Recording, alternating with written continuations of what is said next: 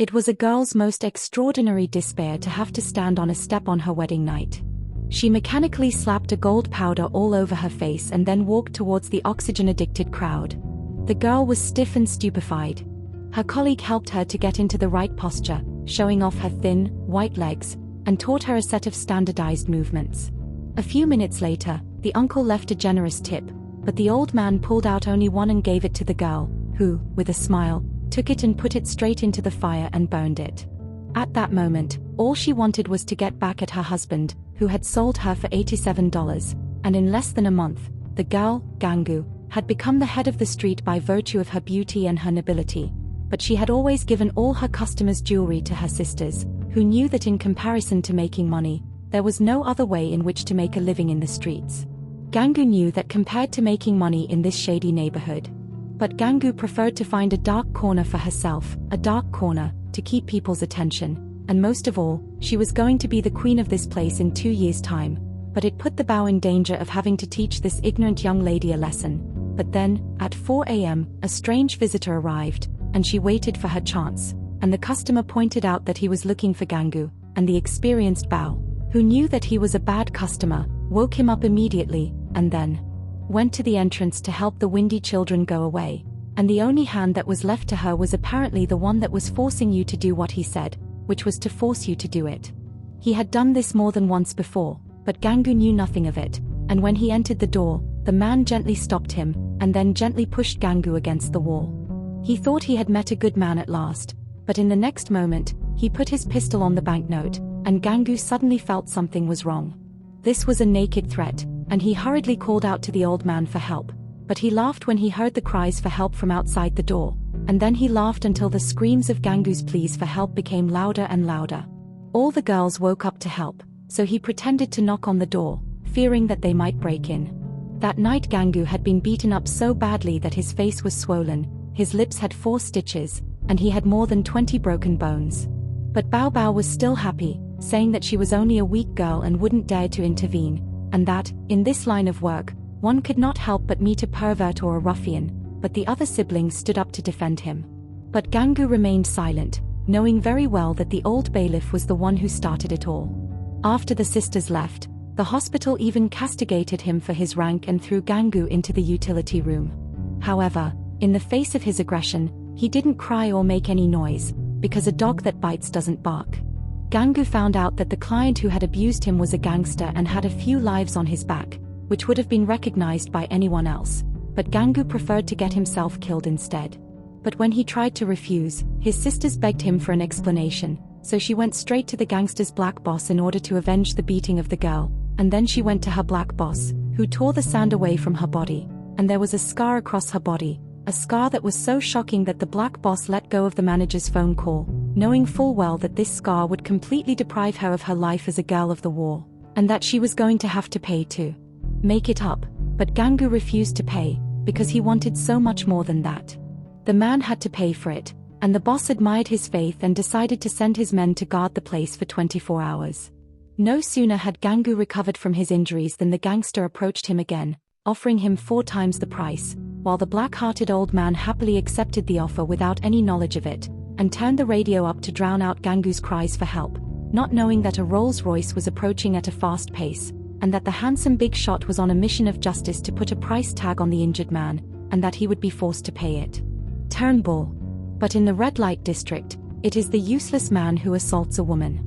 At the sight of the big man, he is instantly demoralized and beaten to a pulp. Then, with a glance, the big man hands him over to Kam Ko, who drives away in his luxury car. Kam Ko finally gets a breath of fresh air and stamps on the supplicant, who no longer beats him with the same arrogance with which he assaulted himself. He is like a piece of mama's cloth, thrown away, and surrounded by the whole crowd. Gangu's success and prestige had frightened the old guard, and this assault had made him very sick and die very soon, and without protection the sisters were just sheep to be slaughtered, and anytime some thug came along and saw Gangu protected by the big man, and wanting to make his careful mother lose her life, he prepared a piece of sand as white as the moon for Gangu, and in India, this was the sign of power, and Gangu didn't have to work anymore, just take a paycheck, but as soon as he tried to refuse, his sisters begged and begged him to do something. But the girl has decided that she'd rather die than stay in this hellhole and throws herself into his arms because he's as gentle as the moon and embraces these standing girls, not to mention that he doesn't exploit them. And so it is that, at the age of 20, Gangu has become the youngest of all moms, and in a few years' time, with her smarts, she's bought up a couple of houses of pleasure, she's been driving a Rolls-Royce around the red light districts every day, and the people who didn't look at her as a person, they're all now bowing down to her for money. But money isn't the best thing that's happened to her. Just like it happened to the girl who'd been born to a 14-year-old girl who'd been forced to live in the red light district. Just when a new girl of 14 is forced to take over the streets again, the ruthless KM gives her a choice. She is only 14, but she is a bride, and on the night of her wedding, her husband sells her into the red light district. Mama-san paints her with lascivious lipstick to prevent her from shouting, shoves a rag in her mouth, and rapes her nose with a dark nail, and the blood drains from her nose, so the girl can't resist.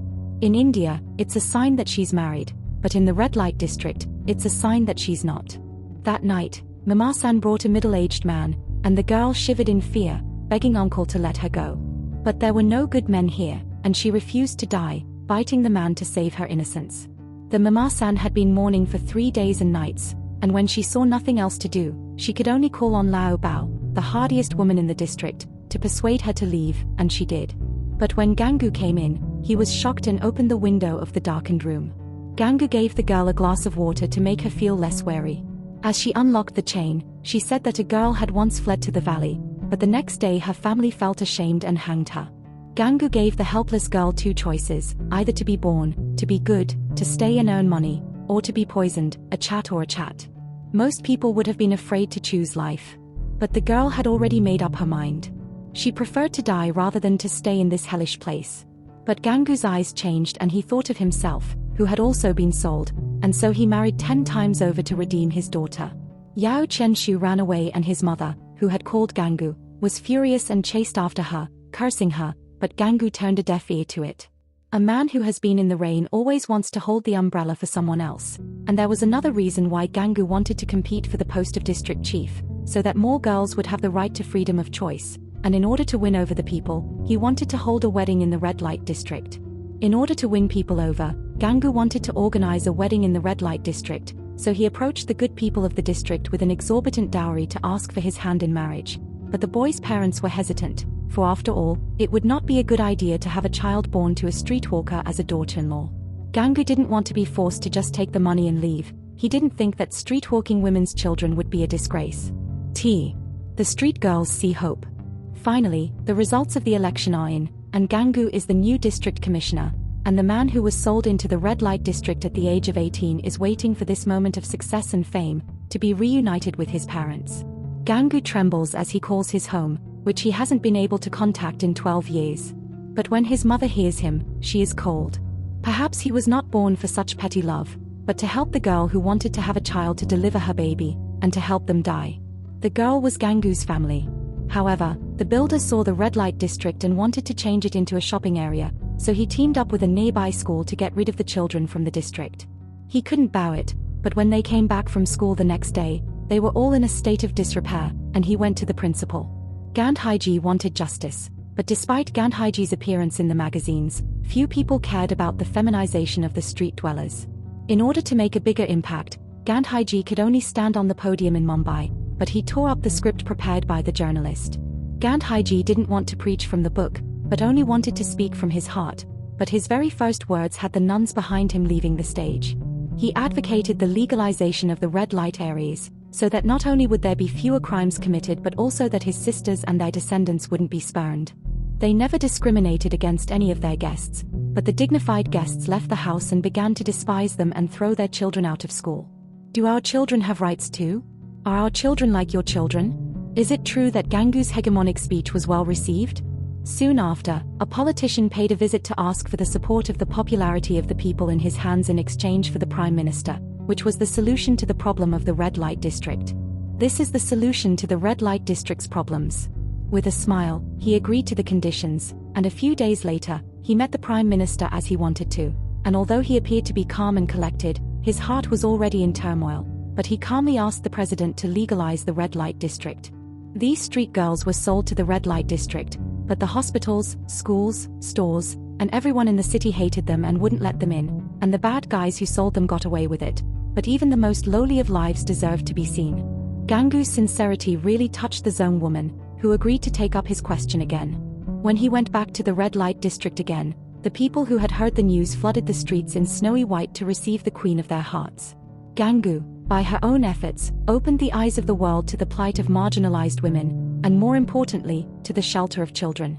For her, money was never the measure of success, and even now, people still worship her portrait, pointing out that Gangu was the king of the world. Gangu is the force that makes people in darkness always believe in the light of the future. Always believe in the light of the future. Thanks for watching. Don't forget to smash that like button, share this video, and subscribe to join our awesome community.